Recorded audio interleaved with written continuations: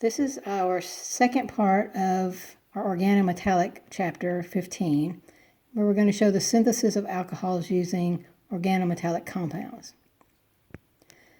This allows for the extension of the carbon chain and also forms alcohols, which are going to be used and transferred into other compounds and other reactions that we'll look at.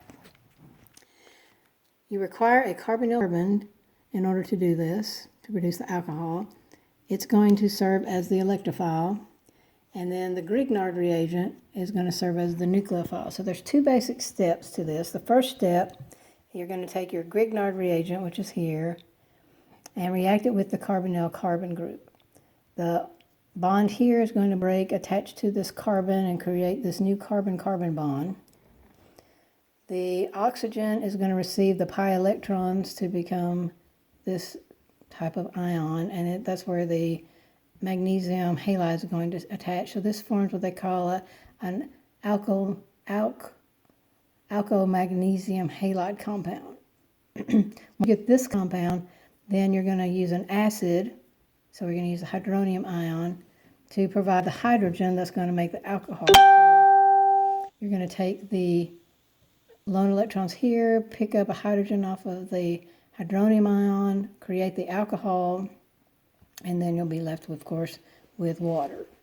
So this is a protonation step here. So this kind of just gives you a quick overview of the same thing, just in a kind of a different handwriting.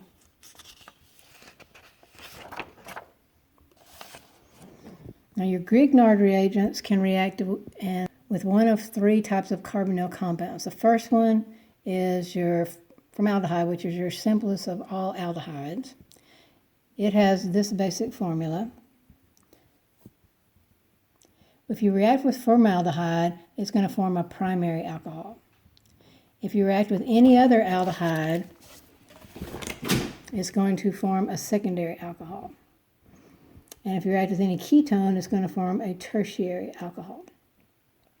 So let's look at some examples where you're going to use these particular steps. So here's your formaldehyde, also can be called methanol. You're going to use your Grignard reagent here, your formaldehyde here. Your R group is going to attach to the carbon. Your pi bonds or pi electrons are going to create the extra electrons here on this oxygen. It's going to react with the protonation step here to pick up the hydrogen to create the alcohol.